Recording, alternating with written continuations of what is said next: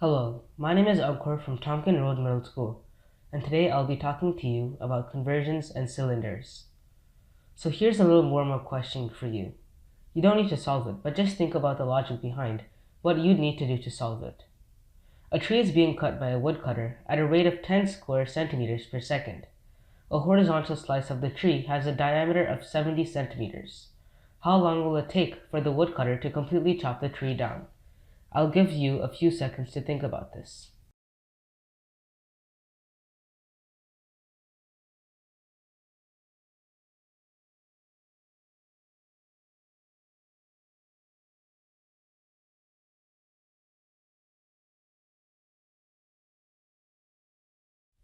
So, have you solved the problem? Let's go through this. Since we want to find out how large the wood is, we want to find its area. So in this problem, the area of the slice of this tree is around 3,850 square centimeters. To find the time it will take to cut this, you would divide 3,850 by 10. And so this would give us 385 seconds as the quotient, or we would get 6 minutes and 15 seconds. But how did we get the area of the tree slice? So this is what we'll be talking about today, about finding properties of circles and cylinders, such as their area, surface area, and volume. We'll also be talking about converting between volume, capacity, and mass. So before we discuss the answer to the previous question, I want to quickly go over finding the circumference of a circle, because we'll need it to find the surface area of cylinders. The formula for the circumference of a circle, or the perimeter of a circle, is 2 times pi times radius. So for example, if the radius of a circle was 1 centimeter, what would be the circumference?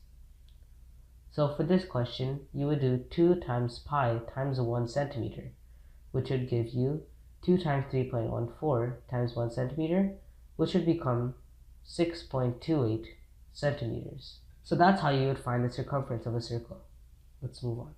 So let's start off with finding the area of the slice of the wood from the first question. For this part, we use the formula for finding the area of a circle. This formula is pi, or 3.14, times radius times the radius, or pi r squared. So for the case of the slice of the tree, the area would be found by multiplying pi by 35 squared. The reason why it isn't 70 is because 70 is the diameter of the circle, but we want the radius. So we divide it by 2, giving us 35. So in the end, this would give us a value of 3,848.45 square centimeters. We would then divide this by the rate per second to get the amount of seconds, giving us a value of 384.845, or 385 seconds.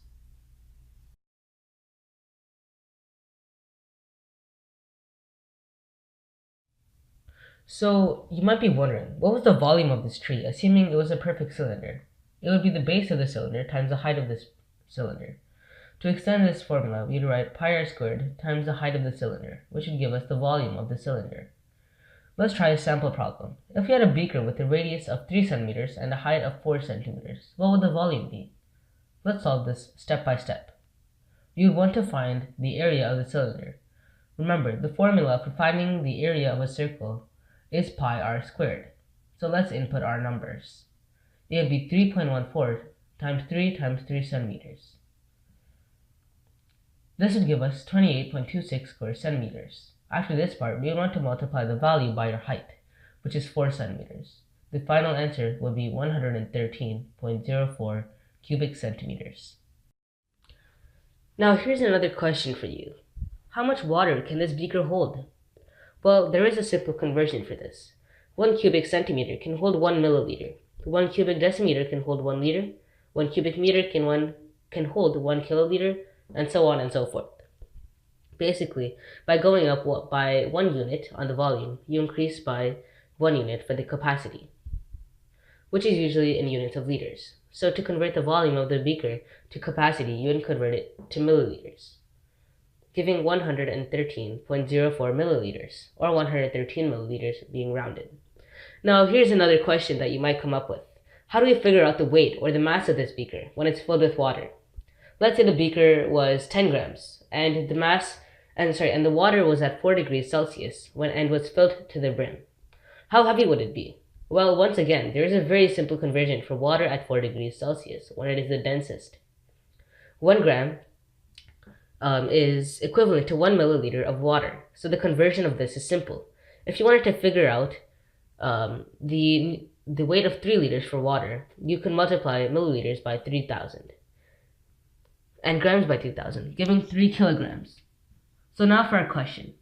We know that 113 milliliters is equal to 113 grams, and since the weight of the beaker is 10 grams, that means the total is 123.04 grams. Now here's the challenge for you. Before I tell you how to solve this, I want you to try and figure out the process for yourself, just like how you did for the first question. My question is, what do you think the formula for surface area is? Pause the video if you want.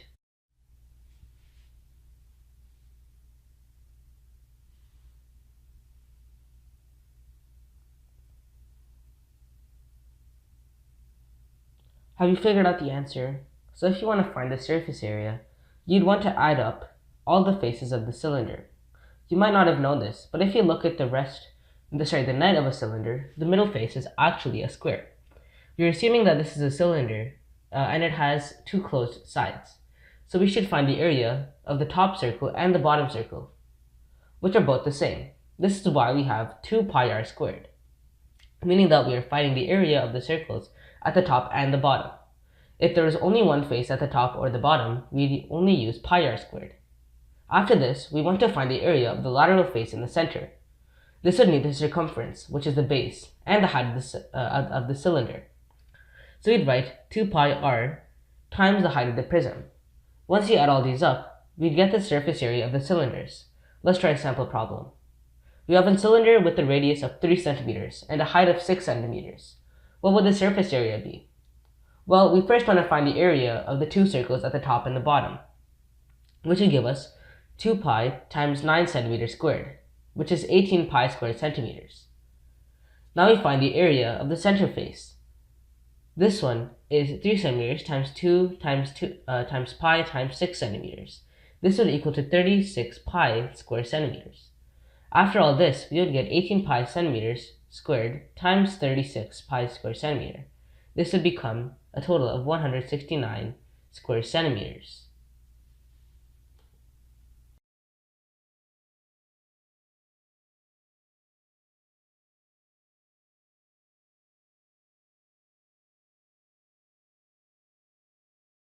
Well, this concludes my tutorial on cylinders, circles, and unit conversions. I hope you learned something, and good luck to you.